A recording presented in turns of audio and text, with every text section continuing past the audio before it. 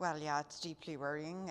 This is not the first missile launch we've seen in recent weeks. As you know, the Council addressed the situation of activity in North Korea previously in terms of ballistic missile launches.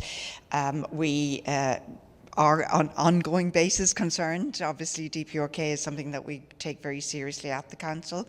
So we are, I'm sure, going to consult amongst ourselves to consider what and when the Council reacts. But from a national perspective, reiterate our concern, call for dialogue.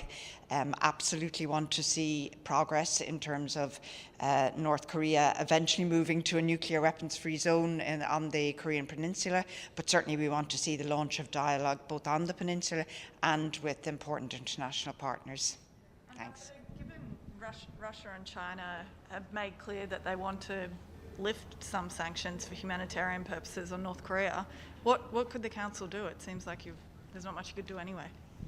Well, the first thing the Council needs to do is talk amongst ourselves to work out what we can do. The Council is always stronger when it acts in a consensual way and when we all bring our forces to bear. I think no one wants to see any uneasiness on the peninsula, any incidents like we saw, which are dangerous and which put the regional stability and security at risk. So I think we all want to work to see a beginning of a renewed dialogue on the peninsula, and certainly we remain, and we have spoken out publicly in the Council about our concern on the humanitarian situation. We know it's a very serious situation.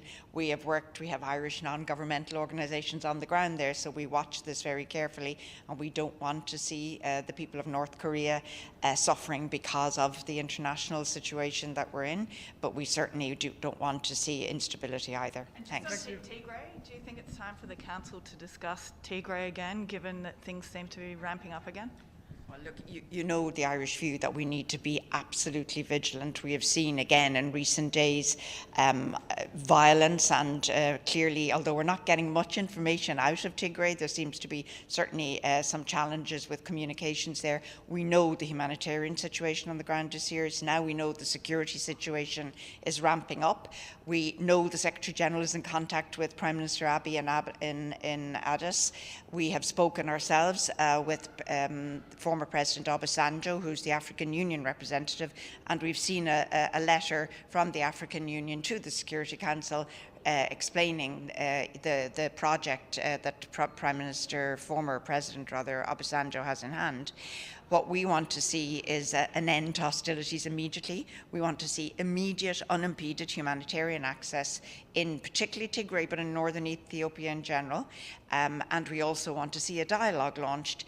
If that means the Security Council needs to sit again and needs to speak out again, we are 100% in favour of doing that. Thank you. Thank you.